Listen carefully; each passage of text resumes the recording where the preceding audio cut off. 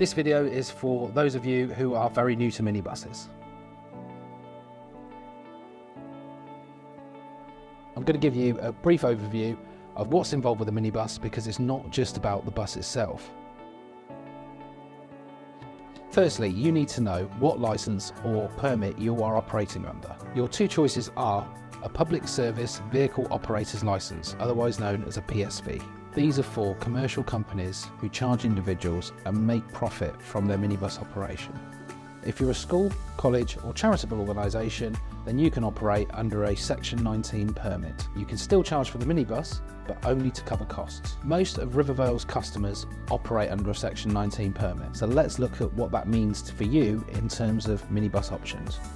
If you're looking for a new vehicle, the finance choices are as follows. Leasing a brand new minibus is a fixed monthly fee for 5 years, or you can buy a brand new or used minibus outright. When it comes to choosing a minibus, its weight will determine what licences you require to drive it. Under a Section 19 permit, drivers with a standard car licence can drive anything up to 3.5 tonnes. There are other conditions to be aware of.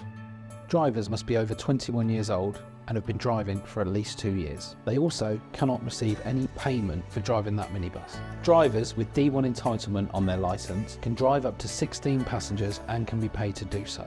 If you pass your test before 1997, you will have D1 on your licence. Finally, you need to be aware of your maintenance requirements, such as daily walk-around checks before you use your minibus, and minibus safety inspections that are carried out by a qualified engineer every 10 weeks. These checks are inspections on top of your regular services and MOTs. Rivervale are here to help with all things minibus. We have a free app for daily walk-around checks and engineers will come to you for safety inspections. Whatever you need, we'll be able to find the right solution so you can run your minibuses safely and efficiently.